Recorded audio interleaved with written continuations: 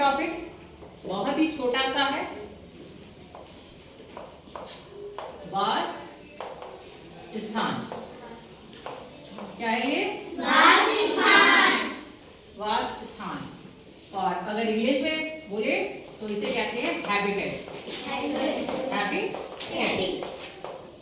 वास स्थान या फिर हैबिटेट। वास स्थान से कुछ समझ में आ रहा है क्या है? किसकी बात कर रही हूँ मैं? वास स्थान से किसी को भी कुछ समझ में आ रहा है? स्थान तो जगह हो गई, वास मीन्स क्या होता है? वास मतलब रहने का स्थान। कोई जीव जहाँ पर रह रहा है वो उसका स्थान हो जाएगा। वास मतलब रहता है या रहने का स्थान। क्या होता है? वास स्थान को क्या कहते हैं? अब तो रहेगा कौन? कोई जीव जंतु ही रहेगा तो वो उसका वास स्थान हो जाता है। यानी कि अगर परिभाषा की बात की जाए तो कोई भी जीव जंतु जहां पर रहता है उस स्थान को वास स्थान कहते हैं, या जीव जंतुओं के रहने के स्थान को वास स्थान कहते हैं। अब सबसे पहले अपनी बात कर लो। मानव, हम लोग क्या हैं? मानव भी कह सकते हैं, इंसान भी कहा जा सकता है, और क्या कहेंगे? ठीक है।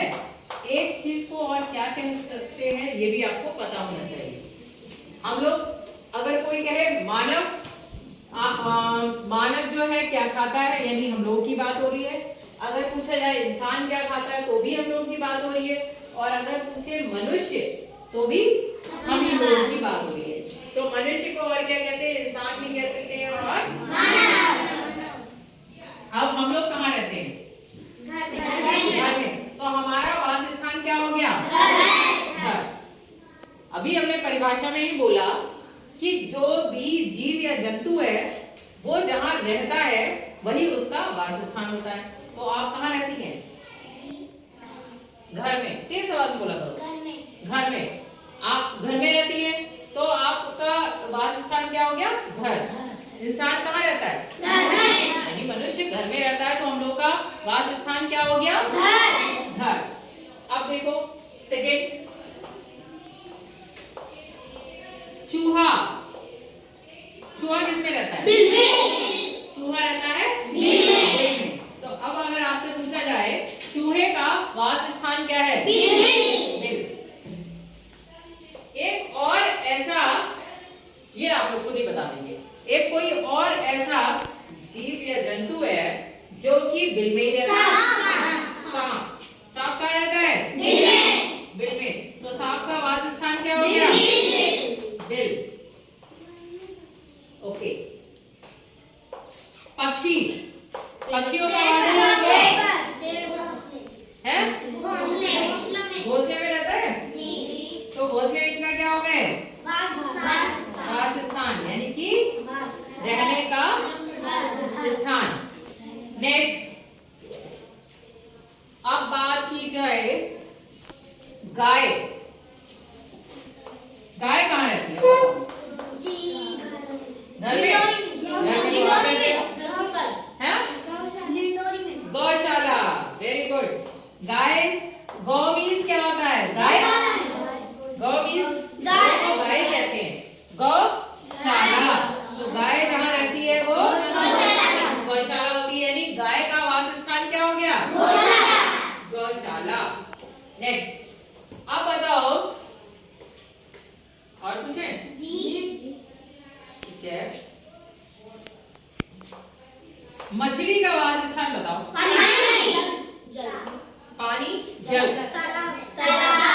तालाब आया सही। क्या आया? तालाब। अभी जल तो यहाँ बाल्टी में रहते हैं, जल ऊपर बरसात का भी आ रहा है तो क्या वो उसका वास स्थान हो गया? नहीं, तालाब हुआ ना, तालाब में रहेगी। नेक्स्ट, शेर। शेर का वास स्थान हो जाएगी गुफा। ठीक है। और घोड़ा कहाँ रहता है? बताओ, घोड़े का वासस्थान कोई भी बता दे। अभी आप लोगों ने तो यही देखा है कि घोड़ा रहता है घर में। घोड़ा कहाँ रहता है? घर में रहता है। घोड़े को जहाँ रखते हैं उस जगह को बोलते हैं अस्तबल। क्या होता है? अस्तबल।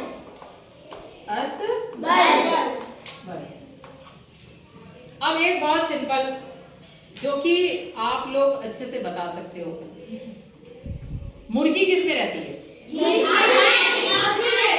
किसमें?